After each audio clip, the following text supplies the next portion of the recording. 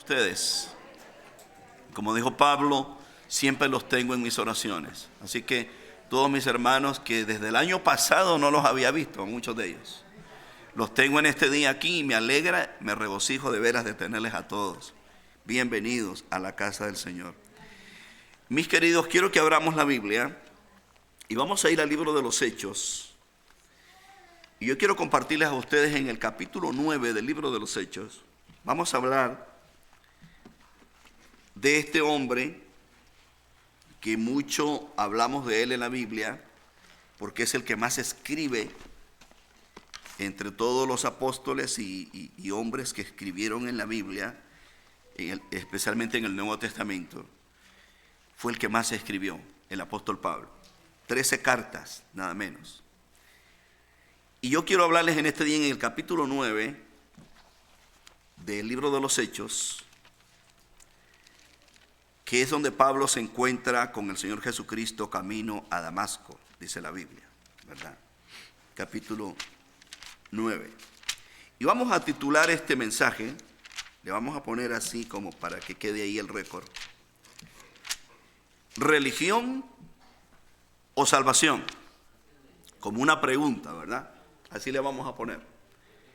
¿Religión o salvación? Con signo de interrogación. Porque este hombre, el apóstol Pablo, lo que vamos a leer ahora, usted se va a dar cuenta que como él mismo lo expresó aquí en la palabra de Dios, que no había otro como él que le ganara como un religioso. Qué tremendo, hermano. O sea, que entre los más religiosos, y como él mismo dijo, irreprensible conforme a la ley, nadie lo pudo aventajar. Pero, aún con todo y eso, Pablo no conocía a Dios. Cierra sus ojos y vamos a orar, que Dios nos ayude. Padre, encomiendo en tus manos este mensaje, mi Dios. Te pido que todos nosotros que vamos a escuchar, pongamos los pies sobre esta tierra y entendamos que no es por méritos nuestros, no es por obras, como dice tu palabra, para que nadie se gloríe. Es por tu bondad, mi Dios. Y yo pido en este día que tu Espíritu Santo, lo que voy a decir que es tu palabra, mi Dios, nos abra el entendimiento y que entendamos que una cosa es religión y otra cosa es salvación. Encomiendo en tus manos a tu pueblo que me va a escuchar y los que quizás van a oír este mensaje cuando mis hermanos lo compartan. Que tu Espíritu llegue a nosotros, Padre, y nos haga ver esta verdad que está aquí en tu palabra. En el nombre de Jesús. Amén y amén. Ok. Mire lo que dice la palabra de Dios. Vamos a leer del versículo 1 al 9. Hechos 9. ¿Cuántos tienen Hechos 9? Dice así: Saulo, respirando aún amenazas y muerte contra los discípulos del Señor, vino al sumo sacerdote y le pidió cartas para las sinagogas de Damasco, a fin de que si hallase algunos hombres o mujeres de este camino. Ponga atención que a los hermanos en el tiempo de Pablo se les llamaba los del camino. Ese era el despectivo que se les decía, los del camino, ¿verdad? Más adelante en el capítulo 13 dice la Biblia que se les comenzó a llamar cristianos en Antioquía, pero antes de Antioquía se les decía los del camino, ¿verdad? Entonces por eso dice la Biblia esto, dice: los del camino los trajese presos a Jerusalén. Mas yendo por el camino, aconteció que al llegar cerca de Damasco, repentinamente le rodeó un resplandor de luz del cielo, y cayendo en tierra oyó una voz que le decía: Saulo, Saulo, ¿por qué me persigues? Él dijo: ¿quién eres, Señor? ¿Se imagina usted? Y le dijo: yo soy Jesús, a quien tú persigues. Dura cosa te es dar coces contra el aguijón. Él, temblando y temeroso, dijo: Señor, ¿qué quieres que yo haga? Y el Señor le dijo: levántate y entra en la ciudad y se te dirá lo que debes hacer.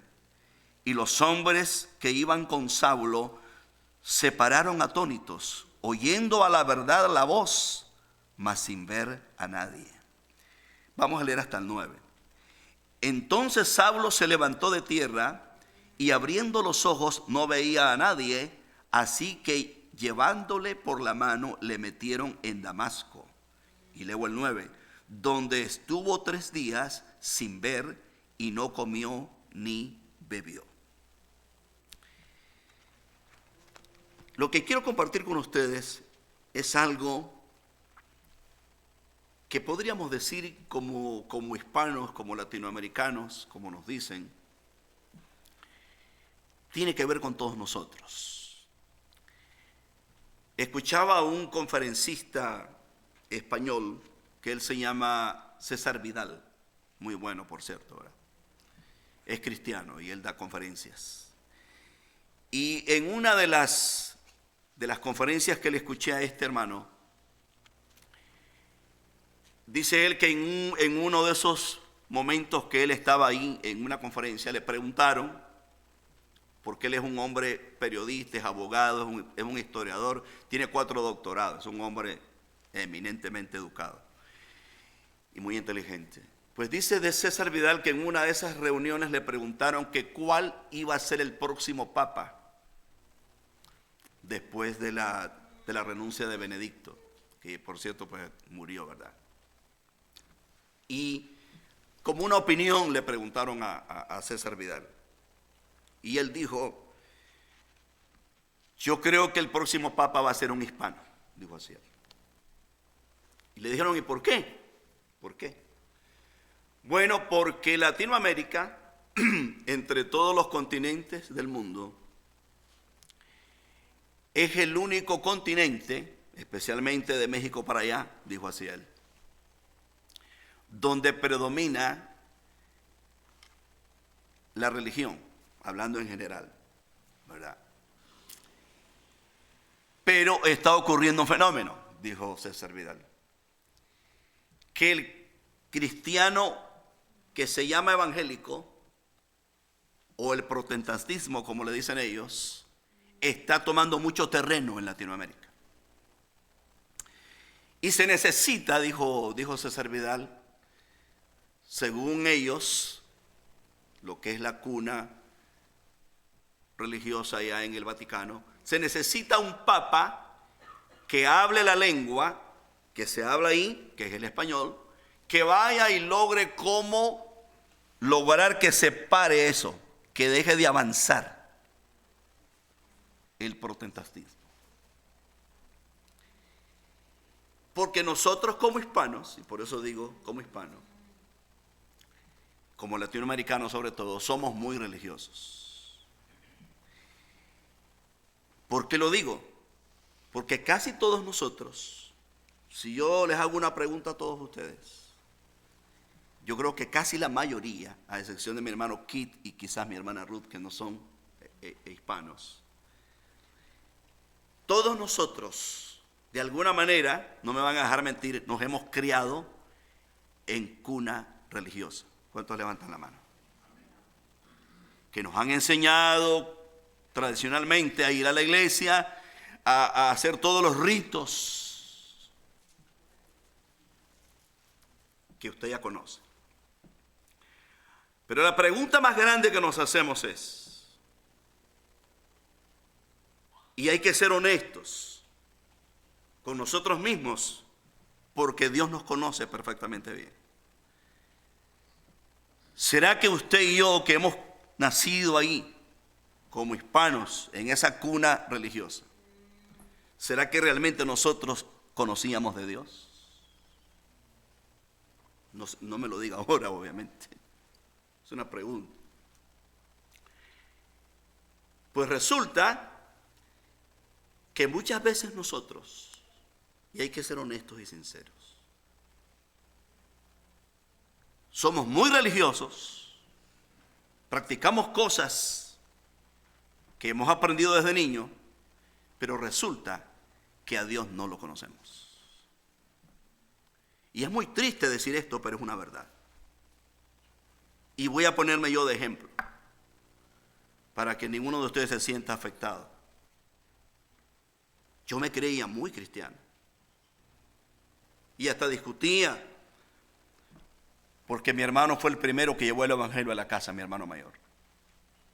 Y hasta peleaba con él. Yo le decía que yo era muy cristiano. Pero yo me iba con mis amigos. No es que era un perdido, como algunos cuentan por ahí, pero no era ningún cristiano tampoco. Y yo les he contado que estábamos en algunas fiestas, donde nos invitaban a amenizar esas fiestas. Y después de la medianoche, ya entrando las 11 o 12 de la noche, la señora le ponía una cortina así como esta, tapaba el altar donde habíamos rezado y todo lo que habíamos hecho como supuestamente religiosos, cristianos. Y se armaba la bailadera y la fumadera y la tomadera, hermano, y de todo. Y con todo y eso que me había persinado, yo ya había hecho todo lo que se hacía ahí. Y yo así creía que así era. Y todos nosotros de alguna manera crecimos así. Pero resulta que no conocíamos de Dios. Cuando uno confronta a la gente y uno le dice esto a la gente, porque yo lo he hecho. Les conté esa vez que les conté que a esa señora que hacía eso, yo me la encontré. Yo ya era cristiano. Y sí, ya entendía bien la palabra. Y la confronté y la vi a los ojos y le dije, no me digas a mí, le dije yo, porque yo te conozco bien. No me digas a mí que lo que tú hacías en tu casa cuando nosotros íbamos y te amenizábamos la fiesta, eso agrada a Dios. No me lo digas, le dije yo, porque te voy a leer la Biblia ahora mismo, que la Biblia dice que eso es perversión, le digo, y abominación lo que tú haces en tu casa. Oh, hermano, esa señora me puso pálida a usted cuando yo le dije eso, porque no me lo podía refutar, porque yo había estado ahí. No me digas, le dije yo, porque eso es ignorancia lo que tú estás haciendo, y déjame decirte lo que eso no es cristianismo. Hermano, la gente, cuando uno los confronta y uno les dice la verdad, hay gente que se enoja, ¿sabe usted? Yo a mi abuelita le hablaba de Cristo y mi abuela se enfermaba, caía en cama, cuando yo le hablaba de Jesucristo, porque mi abuela decía que había estudiado urbanidad en la escuela y que era educada y que no sé cuánto, y me refutaba. Y yo le hablaba y entonces yo me iba, le predicaba y me iba, ¿no? Yo era un vendedor y andaba vendiendo. Y entonces cuando llegaba a la casa me decía mi mamá, ¿para qué le hablaste? Me dice, está enferma tu abuela, me dijo. La enojaste, me decía así, mi mamá. Pero un día yo vi a mi abuelita doblar sus rodillas en un culto, porque ahí empezó las asambleas de Dios en mi casa. Ahí empezó, ahora hay una iglesia ahí en el pueblo. Yo vi a mi abuelita de rodillas, hermano, rendir su corazón a Jesucristo, y murió a los 97 años y se fue con el Señor. Hermano, nosotros, escúcheme, tenemos que decirle la verdad a la gente con amor, porque la Biblia dice que un día Dios nos pedirá cuentas a todos nosotros.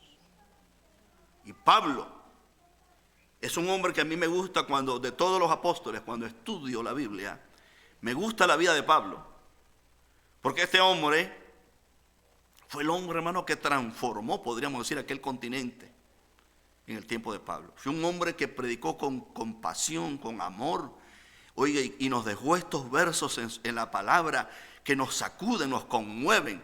Fue Pablo el que dijo, ya no vivo yo, mas Cristo vive en mí.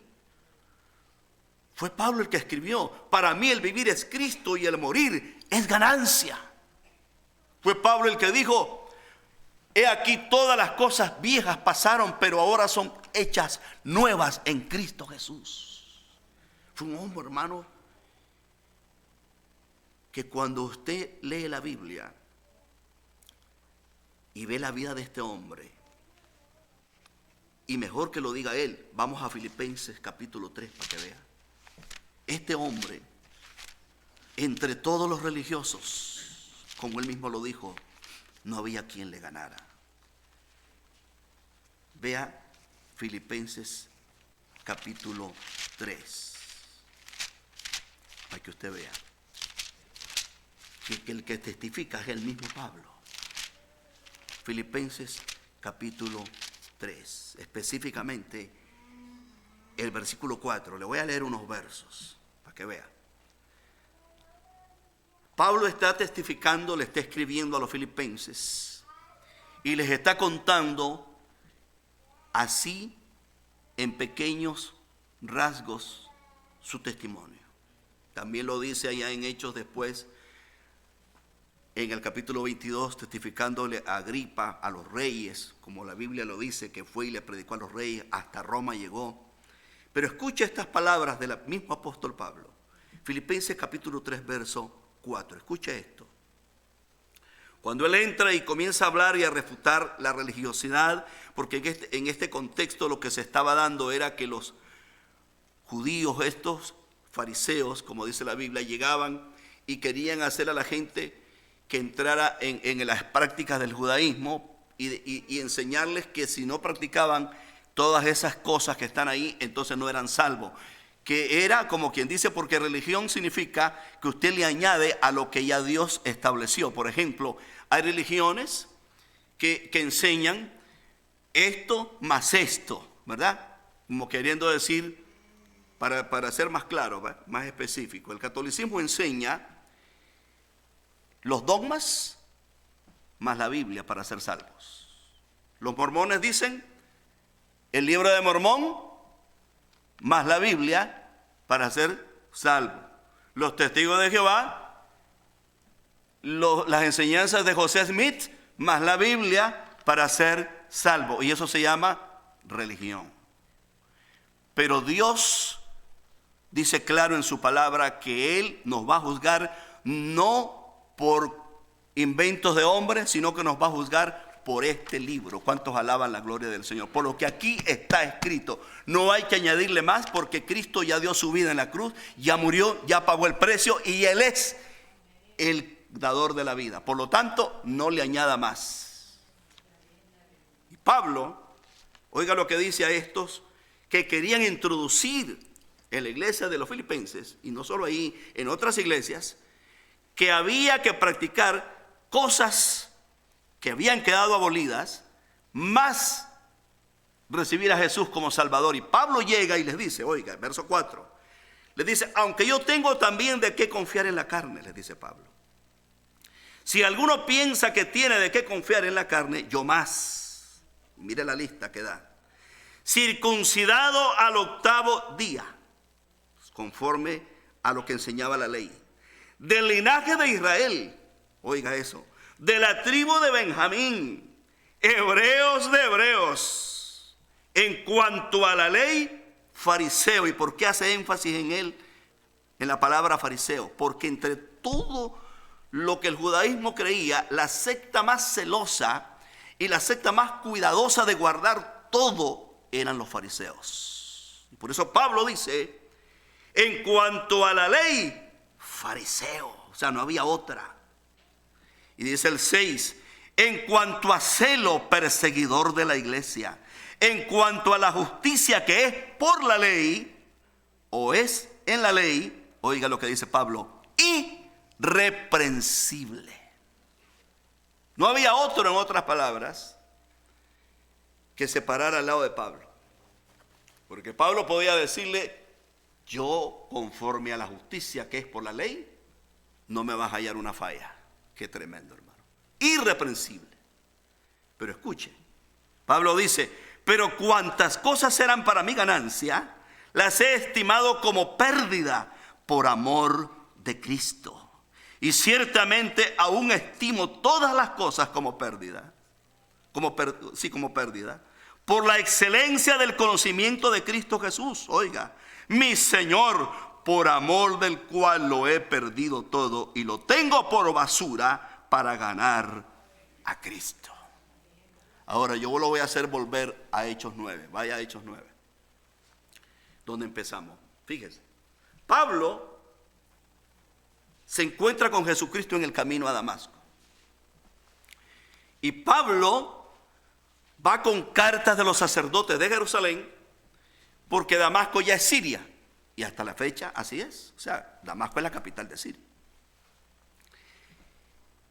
Y él va a cruzar la frontera Y por eso pide cartas, porque ya era, como quien dice, otro país, otro concilio, pongámosle así, pues, ¿verdad?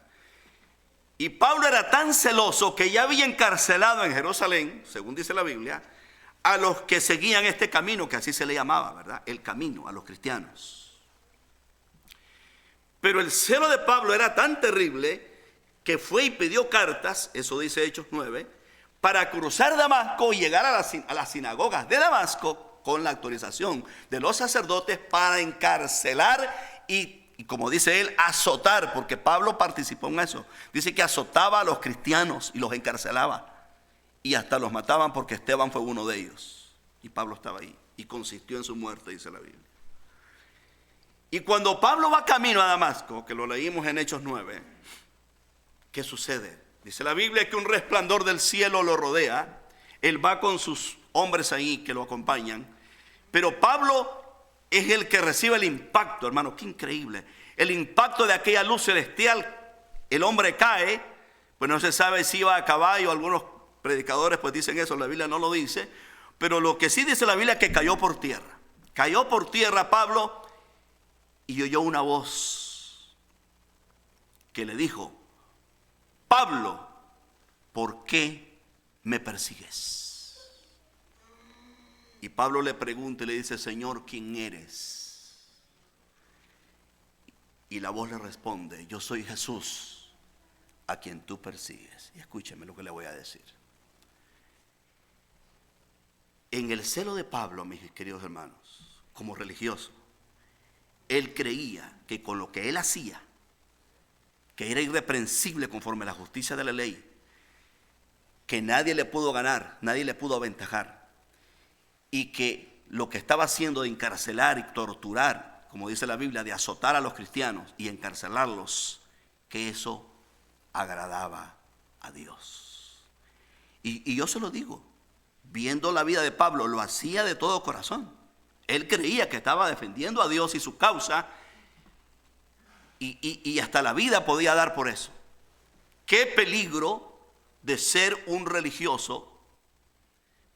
Qué peligro, hermano. Y la Biblia lo dice cuando nosotros leemos la Biblia en Mateo capítulo 24, donde Jesús habla a sus discípulos y les dice que los van a perseguir, que los van a llevar a los concilios y los van a cuestionar por la fe. Jesús les dice: no tengan miedo, porque yo voy a estar con ustedes, el Espíritu Santo les dará palabra. Y dice Jesús: los van a perseguir aún creyendo que lo que están haciendo con eso le están sirviendo a Dios. Así dice la Biblia, hermano, y lo hemos visto, la historia, y es muy triste decirlo. No sé cuántos de ustedes conocen lo que se llama, o lo han leído, o han oído toda la historia de lo que se le conoce hoy como el cristianismo, donde se habla de las cruzadas, se habla de todo lo que hicieron, que fueron a matar gente, a quitarle sus propiedades, a torturarlos, hermanos, a matarlos, a prenderles fuego, porque supuestamente eran herejes. La famosa Inquisición, que hay un libro escrito que así se llama, la Inquisición. Y eso está ahí, a tal punto, hermano, que uno de los papas públicamente pidió perdón y dijo que había sido un gran error lo que se había cometido, de quitarle las propiedades a las personas, de matarlos, solo porque ellos no querían someterse a los dogmas del papado.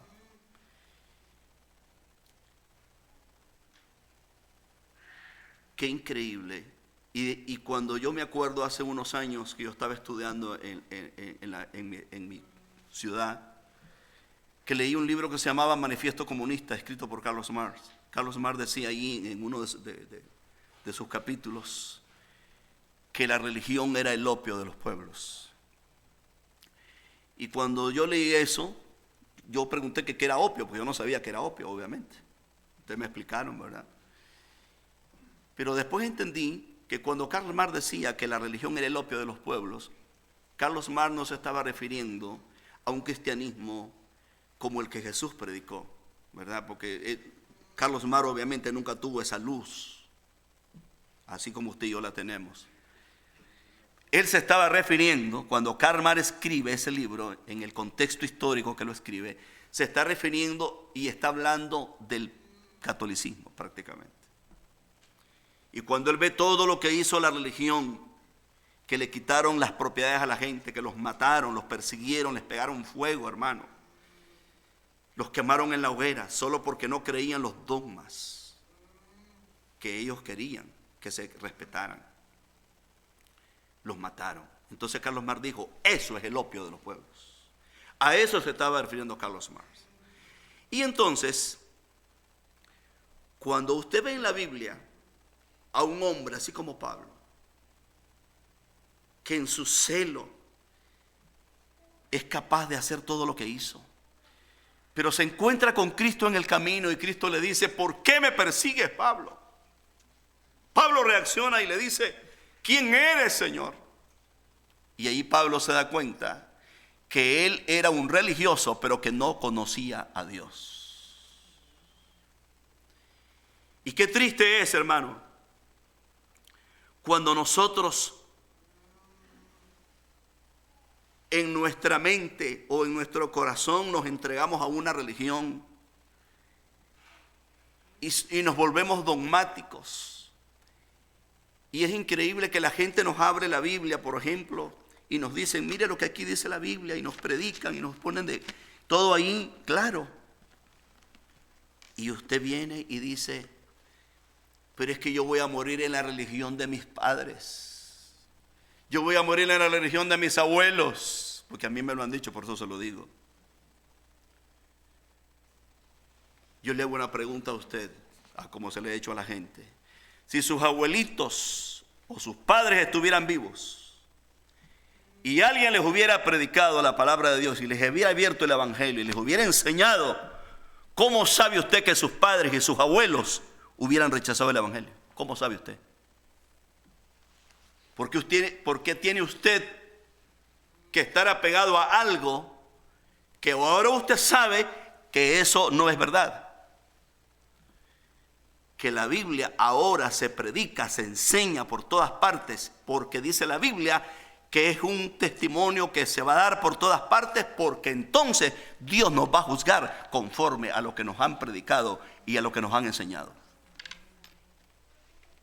No podemos nosotros venir y decir, voy a ser fiel a la religión de mis padres o de mis abuelos, porque mis abuelos no tuvieron la oportunidad que usted y yo estamos teniendo de escuchar esta bendita palabra de Dios.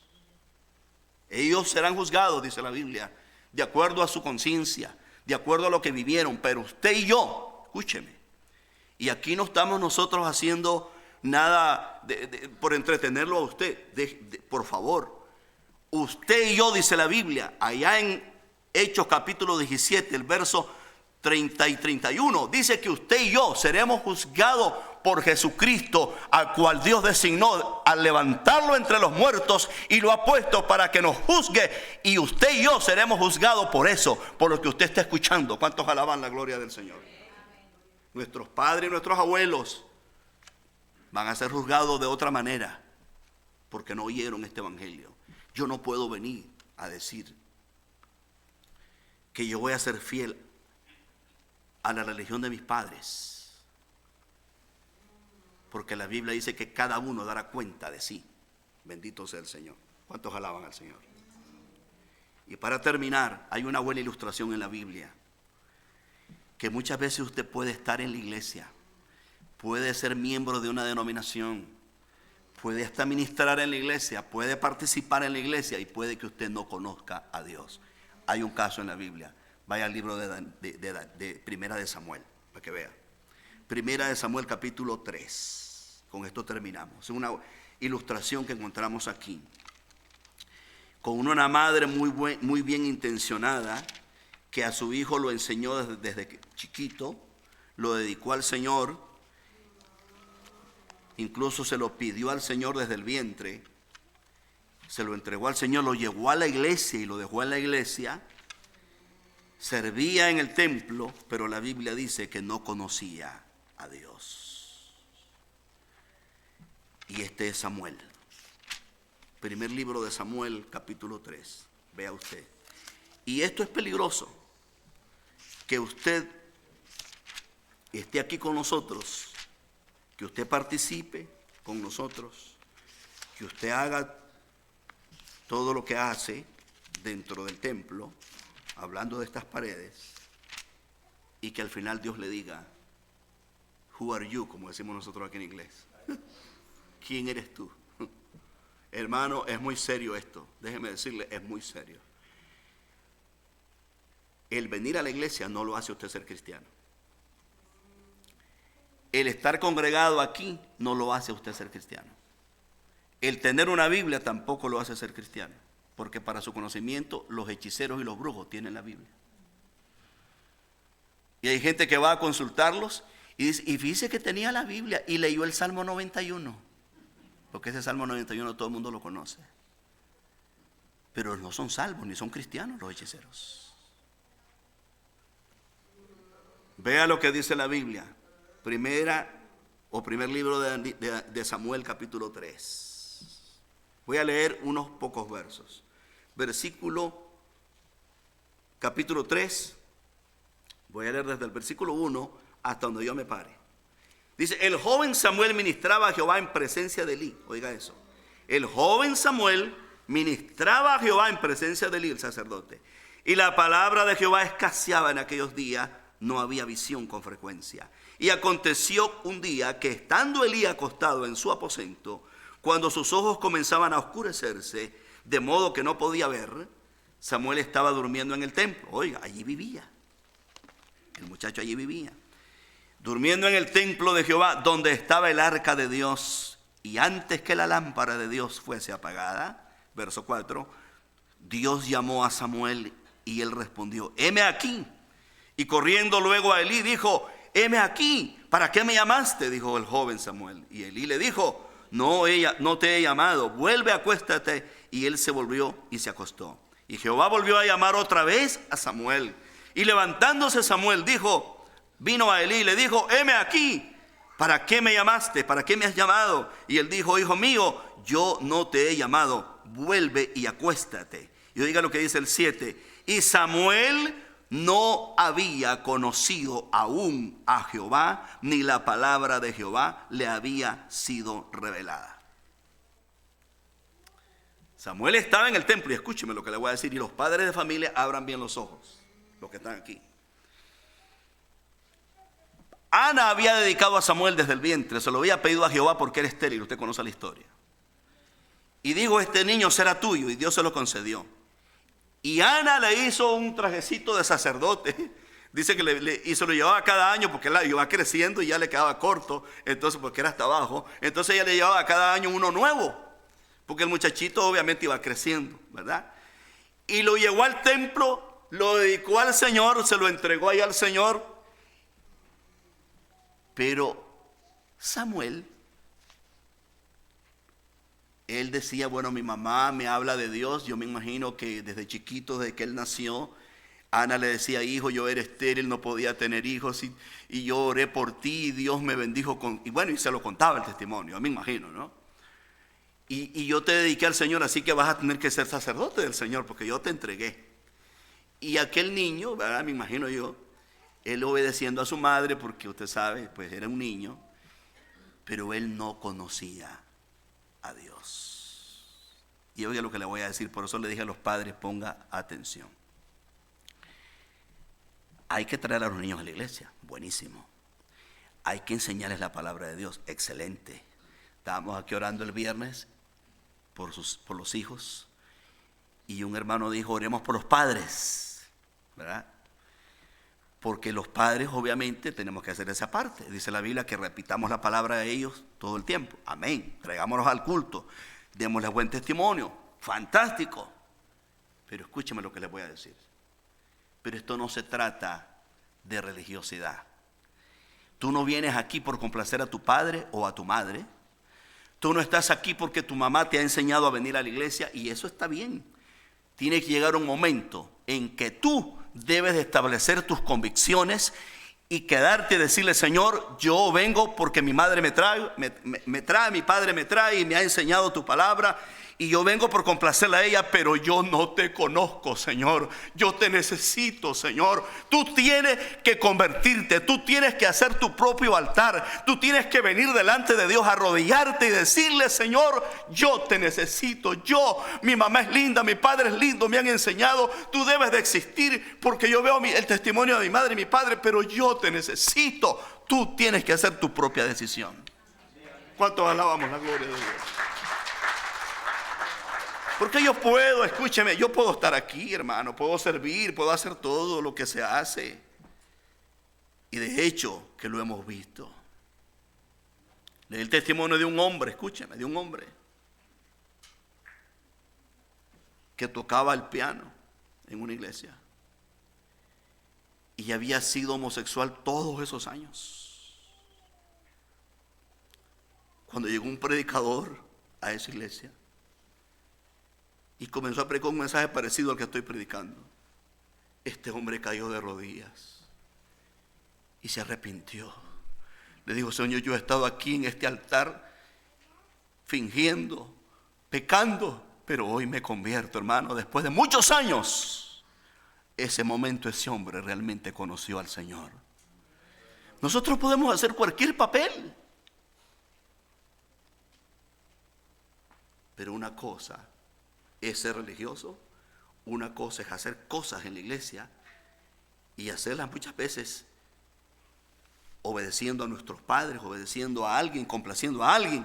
Pero una cosa es que tú te enfrentes con el Dios de la gloria, con el Dios real, el que te dice: yo te amo, yo te he formado, yo te he creado, porque a ese Dios es el que le vamos a dar cuenta a todos nosotros. Hermanos, y esto es muy serio. Pablo tuvo su experiencia. Y usted lee las cartas de Pablo y usted ve cómo Pablo, este hombre, entregó su vida a Jesucristo. Escribe la carta a los filipenses y es una de las cartas que cuando uno las lee le llaman la carta del gozo, porque Pablo escribe como que estuviera en un hotel de 5 estrellas. Regocíjense, alégrense. Y el hombre está preso, hermano. Está amarrado ahí al cepo, como dice la Biblia. Está pegado ahí en lo más recóndito de la cárcel. Pero Pablo tiene un gozo indescriptible que la religión no se lo pudo dar. Todo el normalismo y el legalismo que vivió no se lo pudo dar, porque él se había encontrado con el Dios de la gloria. Déjame decirte, la religión no te lleva a ningún lugar. Al contrario, te lleva a la frustración, te lleva a la amargura y un día te vas a cansar.